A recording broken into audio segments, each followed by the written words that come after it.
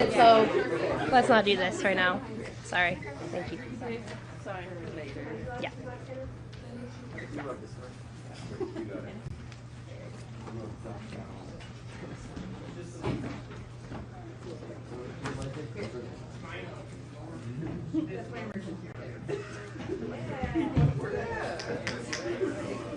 All right, check, check.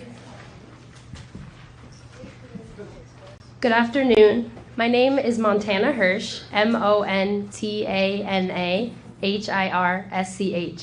and I am a member of the Minnesota Immigrant Rights Action Committee and the People's Action Coalition Against Trump. We are here today to condemn the escalation of ICE agents in our city and say justice for Renee Good. This week, we have seen the effects of 2,000 more agents being deployed to Minneapolis. There are actions happening in the Twin Cities every day to demand ICE out of Minnesota, and we encourage everyone to attend. We are inviting everyone to take the streets with MIRAC this Saturday at 1 p.m. starting at Powderhorn Park for a rally and march. This week, we have seen ICE murder Renee Good, a mother who was out trying to keep her community safe and has done nothing wrong. Shame! Shame! We have seen community members stepping up to keep us safe, including so many educators. We have seen ICE agents increase presence around our school, like yesterday's attack right across the street here at Roosevelt High School, where they brutalized and detained an educator and tear gassed students at dismissal time. Shame! Shame! I am an educator in Minneapolis Public Schools, and I'm only able to be present here today because Minneapolis Public Schools are closed for the day and for the rest of the week because students, families, and staff do not feel safe going to school. Shame! Shame! We stand in full solidarity with the immigrant community in Minneapolis and with all who are patrolling the streets to keep our neighborhoods safe and fighting back against ICE terror. We demand justice for Renee Good. This includes the immediate arrest of the killer ICE agent, the immediate release of his identity to the public.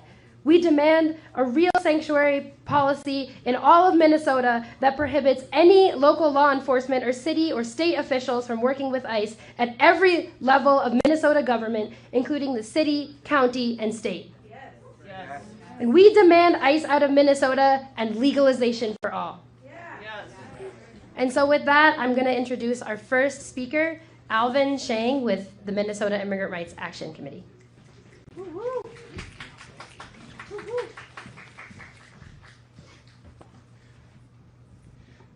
My name is Alvin Sheng, and that's ALVINSHENG, and I'm a member of the Minnesota Immigrant Rights Action Committee, MIRAC.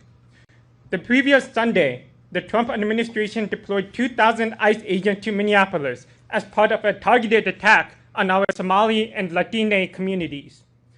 Kristi Noem and Gregory Bovino themselves visited the Twin Cities accompanied by a parade of militarized agents and vehicles to manufacture xenophobic propaganda against our community. However, we will not be cowed into giving up our civil rights in the face of this aggression. This was a follow-up to the so-called Operation Metro Surge, which started in December of last year, where ICE agents started prowling our neighborhoods and kidnapping our immigrant neighbors with a much higher intensity than before. This was the moment that spontaneous rapid response networks and those organized by MIRAC, Immigrant Defense Network, and Monarca kicked into high gear. The people participating in these networks have been heroic. We should keep up the effort, but also remember to remain as united as possible by following the St. Paul principles and put the impacted immigrants' needs first. I want to take a moment to recognize that it is a scary time. Our neighbors are being kidnapped off the streets as we speak. However, the response to this should not be isolating ourselves, but leaning even more on our community. Yesterday, a 37-year-old constitutional observer, Renee Nicole Good, was shot and killed by ICE agents while driving away when they were conducting a raid in South Minneapolis. In the wake of Renee's murder, 10,000 people showed up on Portland Avenue to express their grief and commitment to stand up for their immigrant neighbors. This is in addition to the vigils and protests that have erupted across the country, many of which were organized by the chapters of the Legalization for All network. Rest in peace, Renee Nicole Good. Thank you for standing up for our immigrant neighbors. We absolutely have the numbers. The more we show up for each other, the safer all of us will be. So get trained, get organized, and show up for each other. Who keeps us safe? We keep us safe. That's right. It's not the police nor Walz's National Guard, but ultimately us, the community, that keeps us safe. This is illustrated by the recent passage of a stronger sanctuary city ordinance in Minneapolis, which was only possible through the grassroots efforts of MIRAC and immigrant rights allies. To maintain our momentum, please join us at the rally and march this Saturday at 1 p.m. at the northwest corner of Powderhorn Park, where we'll celebrate our victory and hold our Minneapolis leaders accountable to the stronger separation ordinance. When immigrant rights are under attack, what do we do? Stand up, fight back. Damn right. Thank you all.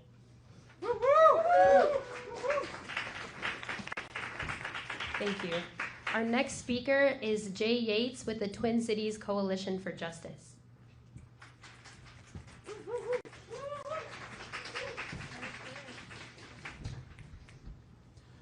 My name is Jay. I'm with the Twin Cities Coalition for Justice, a Black and queer-led organization fighting in solidarity against police brutality and stands in solidarity with all struggles for liberation. We are a branch of the National Alliance Against Racist and Political Repression and the People's Action Coalition Against Trump.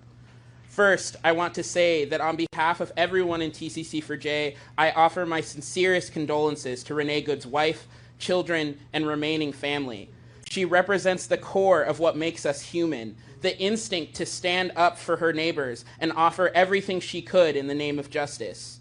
She was killed because she knew what ICE is doing to our immigrant communities is wrong and had joined thousands of people exercising their legal right to film and observe law enforcement. We will never forget her or her sacrifice.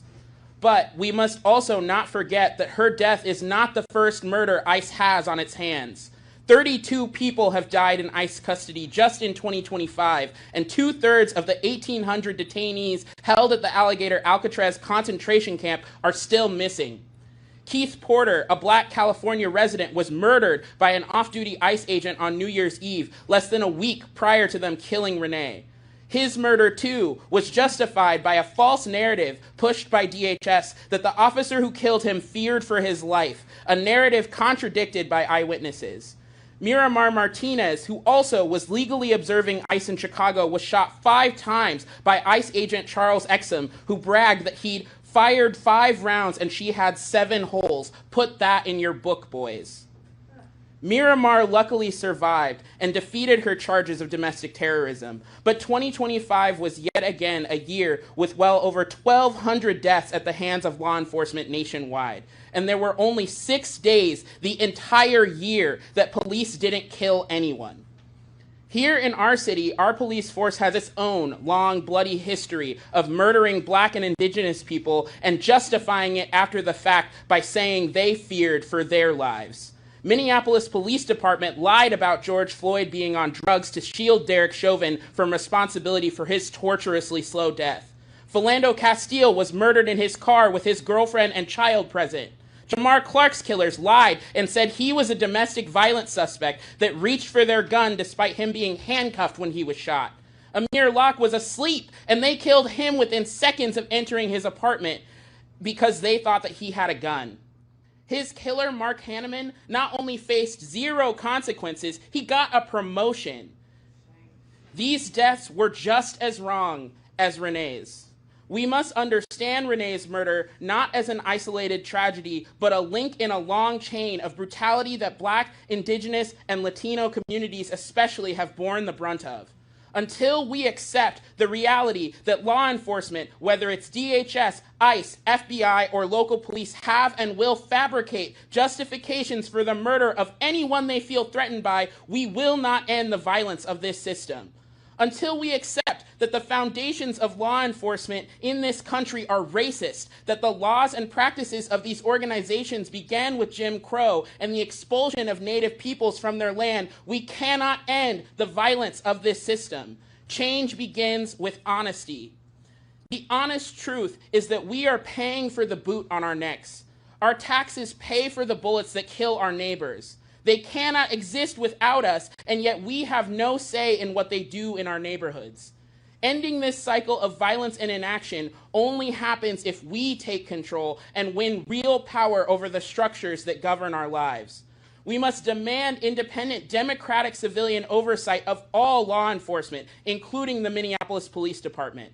We owe it to the people who we've lost and the people who still have justice denied to them. We need community control, and we will not stop until every killer cop and agent pays for their crimes. TCC4J joins the community's demands to release the names of the ICE agent who murdered our sister, prosecute, and jail him. And we join people across the country demanding that ICE get the hell out of our cities right now. Justice for Renee Good.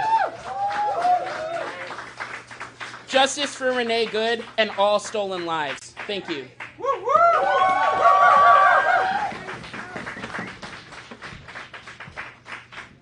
Our next speaker is Natasha Doctor, the Vice President of the Teacher Chapter of the Minneapolis Federation of Educators.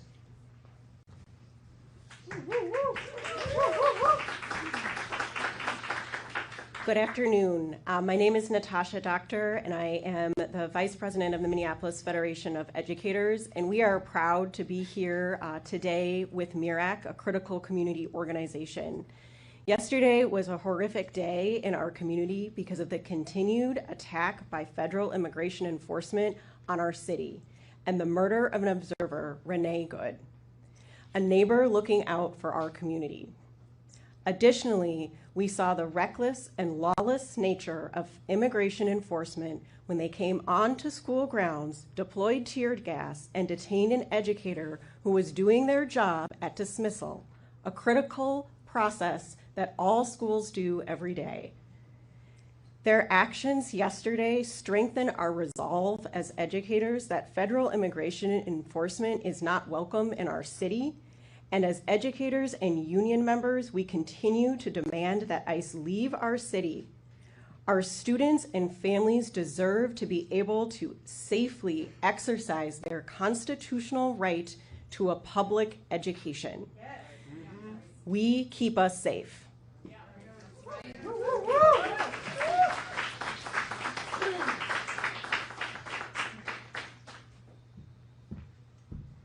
Right. Our next speaker is Andrew Josephchek with the Minnesota Anti-War Committee.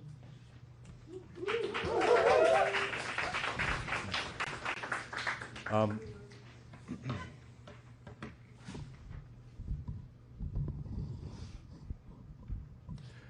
name is Andrew Josephchek, AndrewJosephchak. I'm a member of the Minnesota Anti-War Committee, which is a member of the People's Action Coalition against Trump. I've been to 2 emergency protests in the last week, one in response to the Trump administration's criminal bombing of Venezuela's capital and the illegal kidnapping of President Nicolas Maduro. The second in response to ICE's summary execution of Renee Good in South Minneapolis yesterday.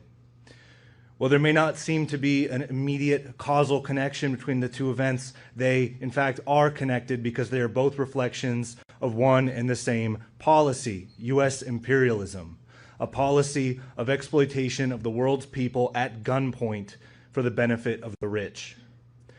ICE terror is only an escalation of an existing situation. U.S. immigrants are being driven by U.S. laws and police into a state of desperation where they're forced to work the worst jobs for the worst pay with no legal protections and no social safety net. Trump himself has already made it clear he doesn't actually plan to deport most immigrants working in agriculture or meat packing or other dangerous, illegally underpaid jobs that rely on workers who don't have a choice, who understand that their boss could have them separated from their children at any time. What the Trump administration wants is for these people to know their place, the same way it is said that Venezuela must stay in line or face more bombings. Many immigrants come here from places like Venezuela, countries that have been subjected to devastating economic sanctions and US-backed coup attempts. And while the Anti-War Committee entirely unites with MIRAC's demand for legalization for all, we believe that immigration should be a choice. It shouldn't be something that is necessitated by the fear of death or starvation. I myself have traveled through Venezuela on an international solidarity delegation, and I can tell you that what you're hearing in the media about the country, its people, and its government is as obvious a lie as Trump's claim that the man we all watched murder, Renee Good, yesterday on clear as day video was hit by her car and is in the hospital in critical condition. The Trump administration does not want us to believe our own eyes. In Venezuela, I saw a country that is determined to use its natural wealth to provide for all its people and not just the wealthy. I saw free healthcare programs and food distribution programs. I saw massive housing developments. I met peasant cooperatives who had been given land that had been stripped from wealthy landowners and given to them so they could use it to feed themselves and their country. I met person after person who told me how much better life had gotten since Venezuela kicked the US and its oil corporations out. People who can stand up for themselves, who live free of terror, are difficult to exploit. The whole people of Venezuela have been painted with the brush of narco-terrorist for standing up for their own country, a word that has been used to justify summarily executing fishermen in the Caribbean in the same way domestic terrorist was used to justify the execution of Renee Good, who was standing up for justice and against terror right here in Minneapolis. U.S. imperialism has really come home to roost, and I want to end by reminding people of the real meaning of the word solidarity.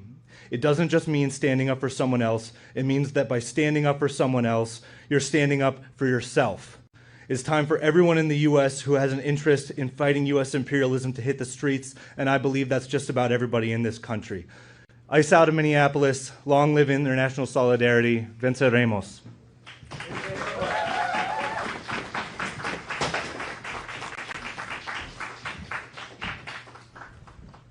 Our next speaker is Alyssa Washington with the Wrongfully Incarcerated and Over-Sentenced Families Council.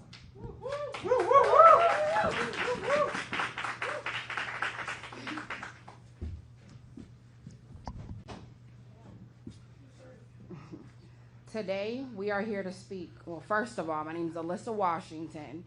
I'm the founder of the Wrongfully Incarcerated and Over-Sentenced Families Council, Minnesota. You spell my name ALISSAWASHINGTON.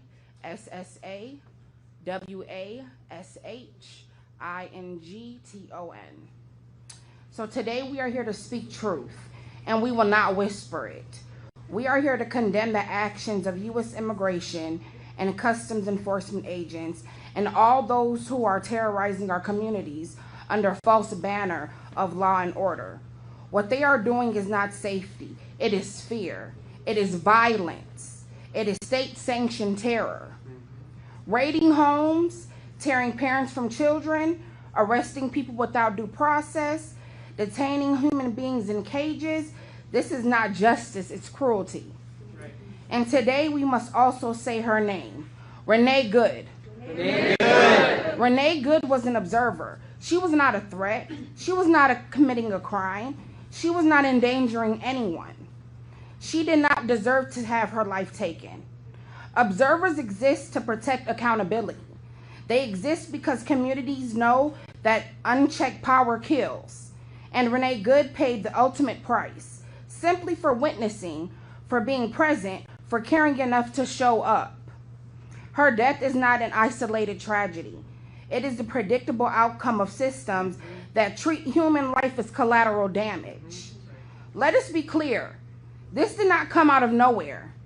The unlawful arrest of immigrants, the killing of observers, and the wrongful incarceration of our loved ones are deeply connected to the same system. Our organization knows this system intimately. We work with families who have lost decades, not because they committed crimes, but because prosecutors cut corners, police lied, informants were rewarded, evidence was hidden, and human lives were treated as disposable. The same system that locks our loved ones in cages for life is the same system that hunts immigrants in these streets, in our streets.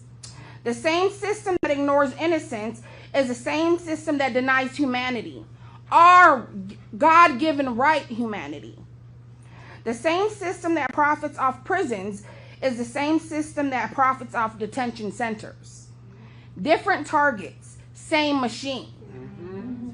Wrongful incarceration, over-sentencing, immigration detention, and the killing of community observers are not separate issues.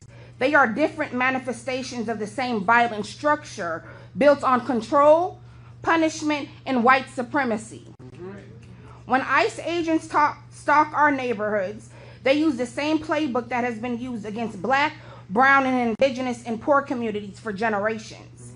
Criminalize, dehumanize, disappear, and justify it later. Our organization stands in unwavering solidarity with immigrants, documented or undocumented, because no human being is illegal, especially on stolen land. We stand with families forced to live in fear. We stand with children wondering if their parents will come home. We stand with workers exploited and silenced. We stand with observers like Renee Good, who should still be alive today. And we stand with every incarcerated person whose freedom was stolen by the system. And we say this clearly: safety does not come from cages. Safety comes from community. We believe in a world where resources go to housing, healthcare, education, and healing, not policing, prisons, and deportation squads. We believe freedom should not depend on your zip code, your skin color, your income, or the country you were born in. So today we reject fear. We reject silence. We reject the lie that oppression is justice. And we declare together, an attack on immigrants is an attack on all of us. An attack on the incarcerated is an attack on all of us. An attack on observers and truth tellers is an attack on all of us. Right. Our liberation is bound together. We will organize. We will resist. We will protect each other. And we will not stop until all our people are free. Ashe. Ashe.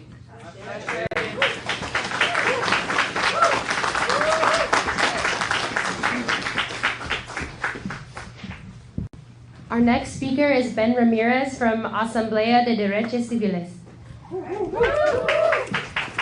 Thank you all. Thank you very much. I really appreciate all the support from the community against ICE. We cannot breathe. We cannot breathe with this fascist, racist hostility being aimed at the most marginalized, the most vulnerable, and the most in need of our love and our care and our voices in defense of the innocent. We cannot breathe when a despot, tyrant, misleader sends these soldouts from ICE with military weapons to threaten and cause deaths and despair in our communities. We cannot breathe. It is now time to take our gloves off and unite to fight against this racist, fascist, ungovernment with everything that we can. Nazi ideology and Gestapo tactics are not welcomed in our community. That's right. We do not need them. We don't want them. They have no place in our cities.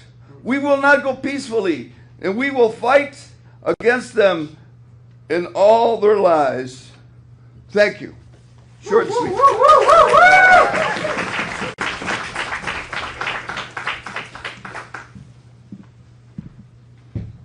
Hi, I'm Jess Sundin, Jessssundin. I'm speaking representing I'm the shorty, People's Action Coalition Against Trump. And I bopped up here because a couple of our speakers aren't here yet or may not be able to come at all today because of the absolute chaos that ICE created in our communities. Of course, we had the murder of Renee yesterday, but we've had parents kidnapped, dropping their kids off at school. We've had educators and students tear gassed by ICE at our schools. We've had people snatched out of their cars, taken from bus stops, countless places. No corner of our city is safe right now. And so, of course, organizers are everywhere. It's been around the clock. It is exhausting, but we are not exhausted. It is tiring, but we are not tired. And we are going to continue our work until we have justice, until ICE is out of Minnesota, but until beyond that, we have real liberation for not only immigrants, legalization for all, but for all of our communities that are represented. I just wanted to say a few things, and then what we'll do is we'll take questions for the speakers that are here. But I want you to know the folks who aren't here or aren't here yet include a representative of 5051. I know they were very involved with action at the Whipple this morning, and that may be why they couldn't get here yet today. We have a representative who is planning to come and speak from CARE, Minnesota, representing the Somali community, which has been brutally demonized by the president, his administration, and is not only hunting our Latino neighbors, but our Somali neighbors here in Minnesota. And finally, council member for Ward 9, Jason Chavez, is on his way. He's texting us while he's coming. He's been everywhere these last 3 days. He not only has had his own family impacted by ICE operations, having a loved one kidnapped earlier this week, but he represents the community, part of Phillips and Powderhorn, that's heavily targeted by these ICE operations.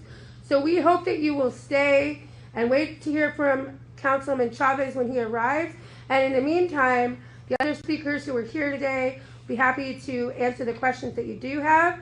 The last thing I want to say before I step down is it is important for us to come out. I said we're not tired. I said we're not overwhelmed. It's overwhelming, but we're still good. We are still ready to fight. And so people will be marching tonight. People will be marching on Saturday. And that's like right up here. We definitely need everyone to come out. 1 o'clock at Powderhorn Park on Saturday. March with our immigrant-led MIRAC, Minnesota Immigrant Rights Action Committee, to demand ICE out of Minnesota. Keep coming out. Those of you that are doing neighborhood patrols and supporting those, that's amazing work. There's asks for different kinds of mutual aid. We have neighbors bringing groceries to families that are afraid to leave the house. When school is open, we have neighbors giving rides to kids when parents are afraid to leave the house. We are up and down the line, standing together in defense of our community. And so again, we're open for questions for now, but please stay to hear from Councilmember Chavez. I think he has a lot of knowledge about what's happening in our city and a lot of important things to share.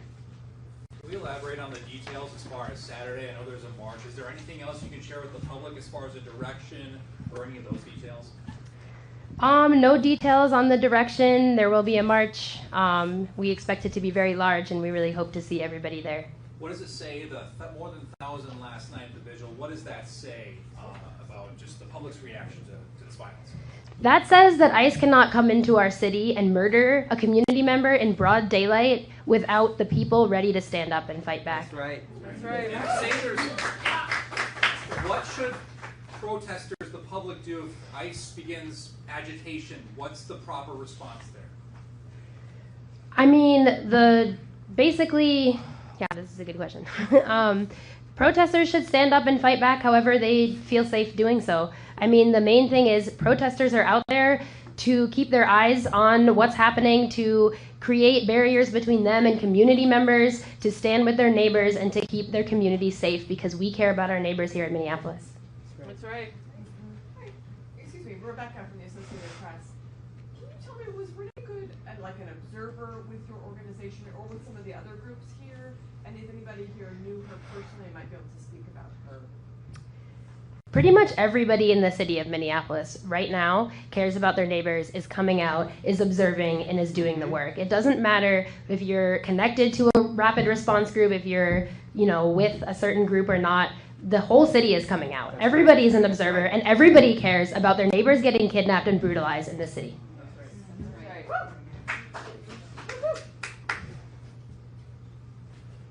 A lot of people have become observers in recent months. Regular folks who may not have had a lot of experience in movements before.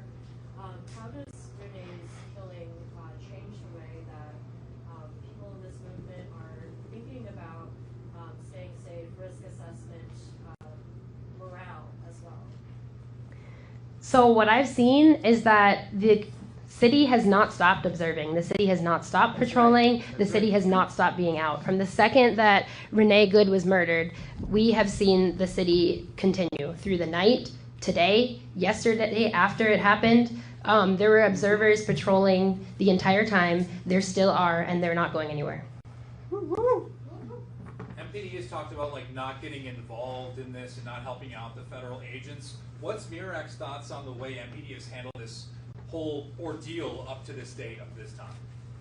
So we've had a campaign in Minneapolis to strengthen the separation ordinance between MPD and ICE. We do not believe MPD should be working with ICE, assisting ICE at all. They do not keep the community safe.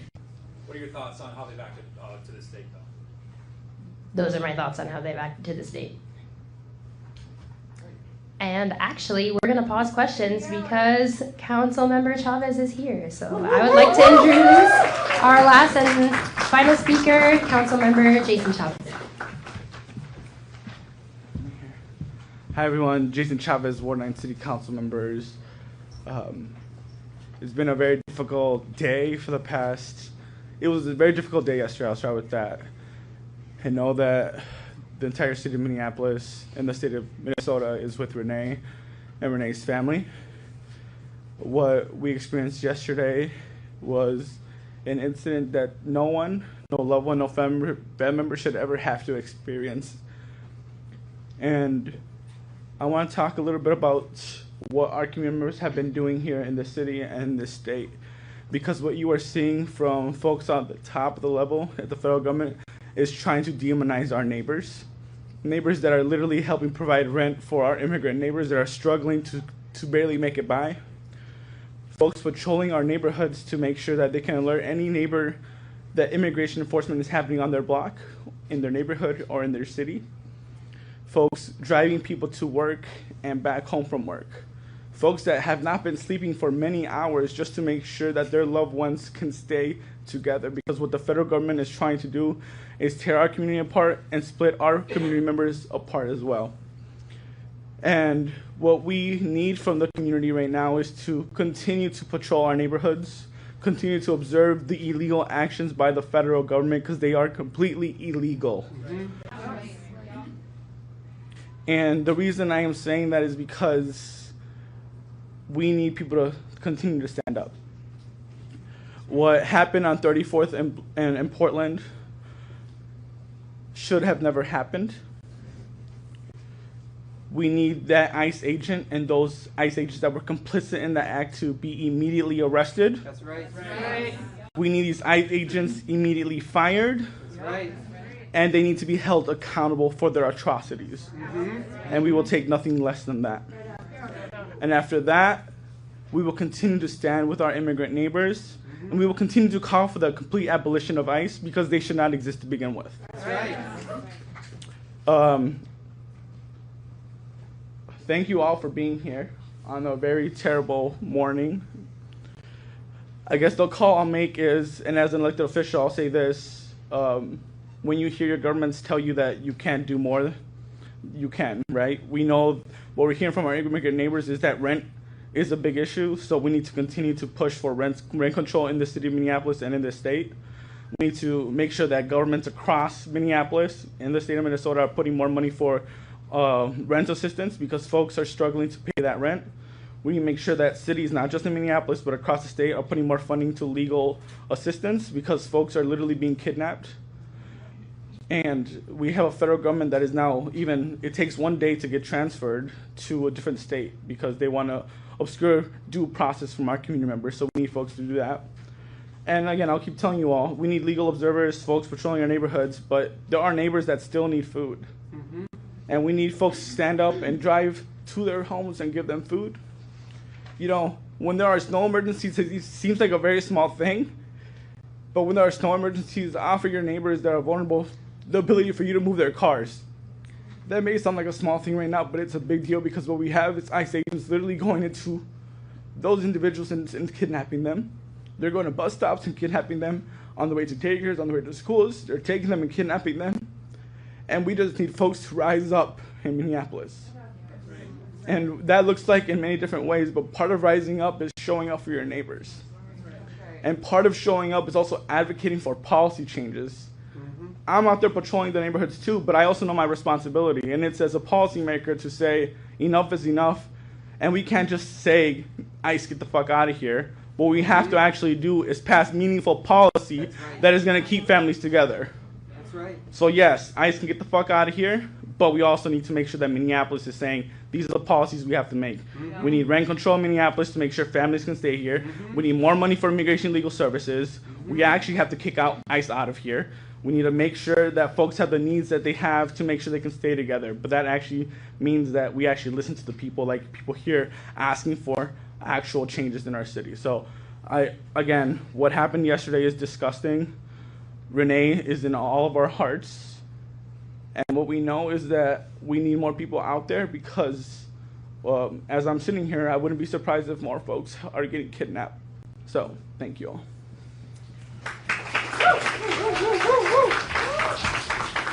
Okay, we will resume taking questions. I just wanted to follow up with the council member. You had said you called for accountability, the arrest of the ICE agents who were involved in that shooting. How realistic do you really think that is, though, considering the challenges involved? We will take nothing below that. They need to be arrested. They need to be fired and held accountable. And anybody that watched that murder needs to be put on trial as well. Because this happened blocks away from the murder of George Floyd. And our city will not take anything less than that. They need to be fired immediately and they need to be arrested. And the city needs to be doing everything that it can to step in and help. How hard is it, though, when at the federal level they're just not cooperating with our BCA, with our state investigations? We need to push harder. And I'm sure people here want to say something too. Jason, how will we get rent stabilization in Minneapolis right now? Are you going to bring a we need council members, the community here, and folks listening at home need to push their elected officials to do more than just say we don't want ICE in our neighborhoods. We need to say we don't want ICE in our neighborhoods, and we need meaningful policy changes. And what we are hearing from our immigrant neighbors is that they're struggling to pay rent, they're struggling to go to work, the wages that they are doing, the wages that they have is not enough because they have to miss many hours of work. So the Minneapolis minimum wage is not enough, especially if someone has to take a whole week off work. They go to work the following week, and now they've lost a bunch of income that they're struggling to stay afloat. So my ask to Minneapolis residents and folks in the state of Minnesota is to push your elected officials to actually address the needs that people are struggling with, which again, I'll repeat, rent, food, poverty wages, transportation options, where now it is very unsafe to at times take the bus to go to work, and we need folks to step up in those ways. But the government must be leading on that, so yeah. Any final questions? I heard there was a march tonight at 5:30 in Chicago. Is that correct? That is correct. That is not organized by MIRAC or this coalition, but we encourage everybody to take the streets tonight and every day until we get justice. Yeah. I've been seeing kind of the response from both Hennepin County and Minneapolis as a city, but it hasn't felt as mirrored with like Ramsey County and St. Paul.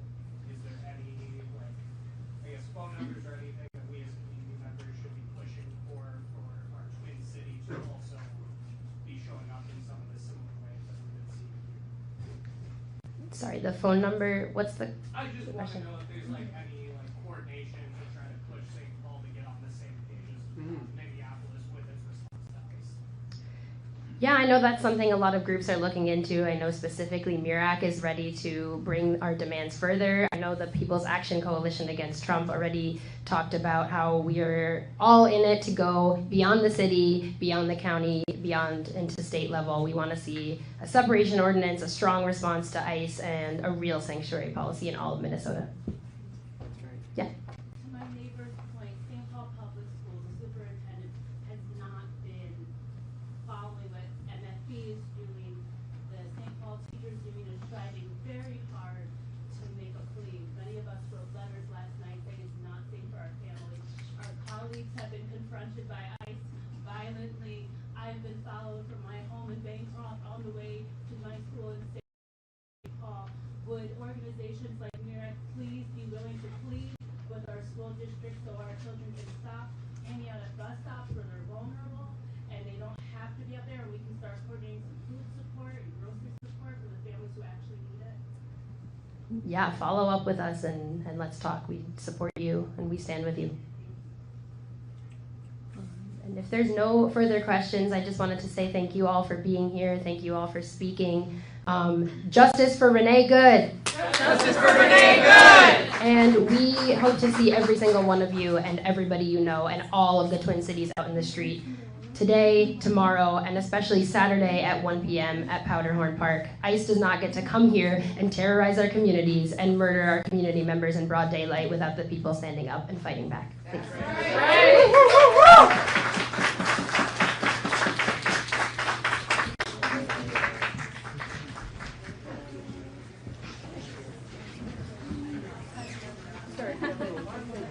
Yeah.